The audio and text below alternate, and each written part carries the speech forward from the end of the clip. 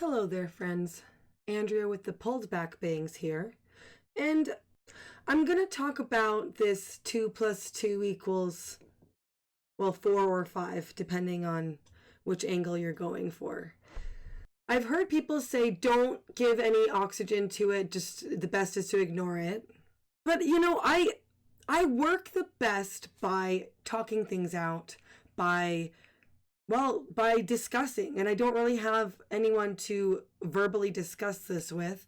I mean, I could talk on Twitter about it, but it's not the same typing as it is saying things out loud for me.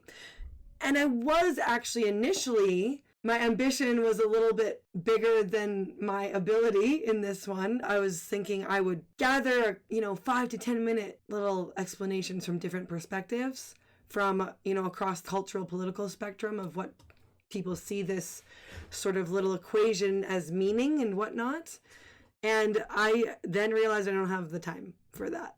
Like, I'm a mother of 3, so I'm going to just do my best to do a little bit of a summary as to what I am seeing, and not to give answers necessarily, but to just show different perspectives. Because I don't even really know what stance I have. I mean, I fall under the norm of knowing that 2 plus 2 equals 4. I don't deny that. But I do want to look at it also from a different perspective, a more symbolic perspective of what's happening here. So I'm going to start off with a tweet saying that I intended to talk with some different folks about this and asking for suggestions, but instead most people just gave their opinion on it, which is fine. So I'm going to just read one comment that stood out to me as a pretty good sum up, like a better sum up than I could make up. So AJ Hodge 4, I'm going to read your comment here. So there's 3 groups here. Number 1, the genuine mathematicians explaining how interesting abstract math is, who are yet unable to show that 2 plus 2 equals 5 under standard definitions. Yep, agreed there. Standard definitions being underlined in my book anyway. Number 2, the wokesters linguistically co-opting abstract math to say that nothing is concrete. To that one, I would add that also, I'm not even more leftist, far left view saying that math is like Western patriarchy coming against people of color, whatever that initial article that came out was arguing, whatever that was. So there's that coupled with this for number 2. And number 3 is the anti-woke mocking of 1 and 2. So I thought that was a good little sum up of what is happening. But I'd like to talk about number 1, the genuine mathematicians who are explaining how interesting abstract math is. And I think they're the ones actually getting the most misunderstood. And it's hard to find who's who in this. It's easy if you are in category 3 to just assume that everyone falls within category 2. I'm going to look at an excerpt from Dostoevsky's Notes from the Underground. 2 times 2 makes 4.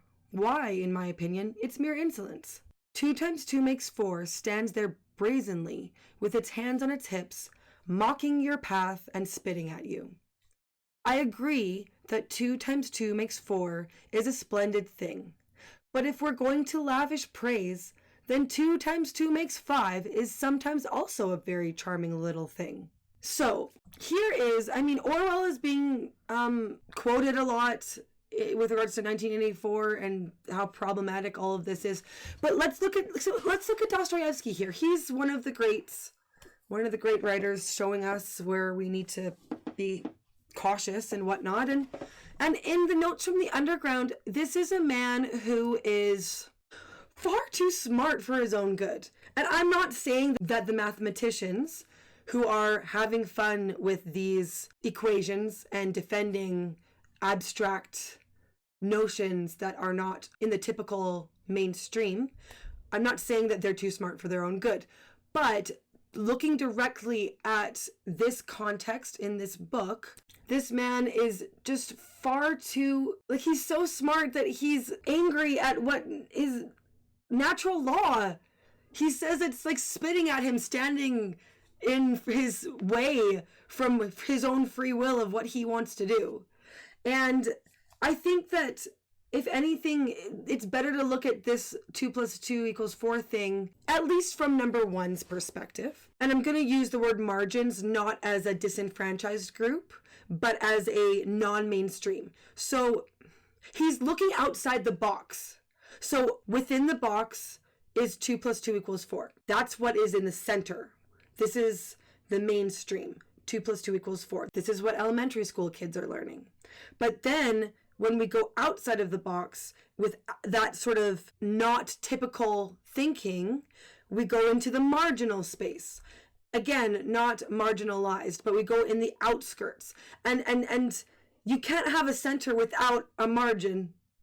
And people go beyond margins. People who adventure out and want to look beyond what is the norm, those people live there. People in academia who are interested in defending the 2 + 2 = 5 thing, they're exploring the margins within academia of that. And that brings up the question, okay, that's fine in their space.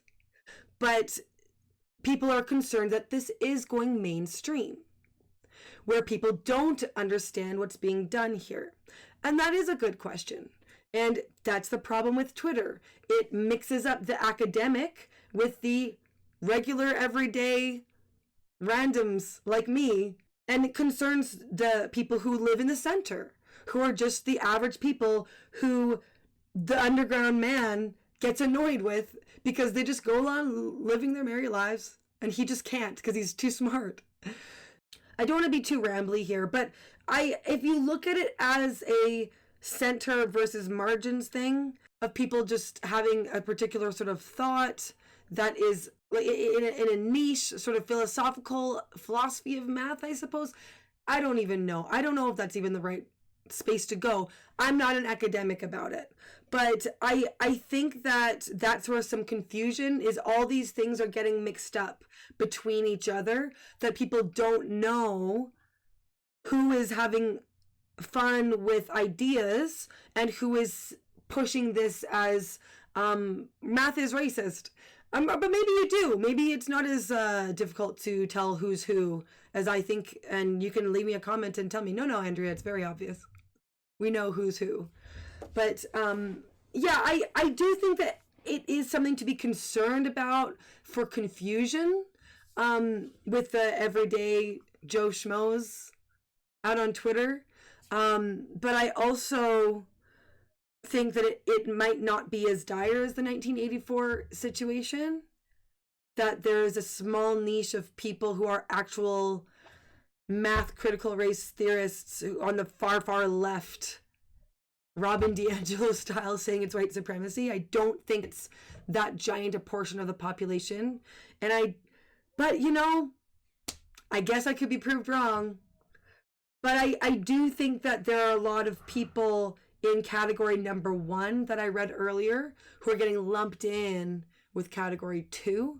And I just wanted to go over the different things and why I actually don't think number 1 is so bad. It's just an outside of the box way of looking at something that is being brought into the center, and us in the center, we in the center don't know what to do with it. But if you are aware that, oh, this is not the norm, they're not trying to say it's the norm. Sometimes, like, super smart, highly educated academics having fun with these little equations aren't very good at explaining to us what they're doing because they're just defensive because we're just attacking them.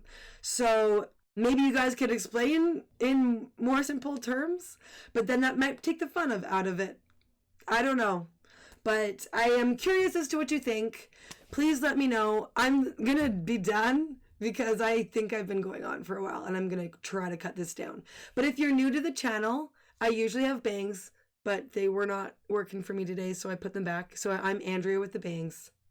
And please subscribe and like and leave me a question or a comment. If you totally disagreed with me, like, please be kind. You know, that's fine. And I'm just trying to work these things out for myself. I don't have the answers. That's kind of the point of my channel, is my musings, because I'm like, I don't know. What do you guys think? I'm trying to work it out, trying to say these things out loud to form a thought. So anyway, have a great night, and I guess I'll see what you guys think soon. Bye.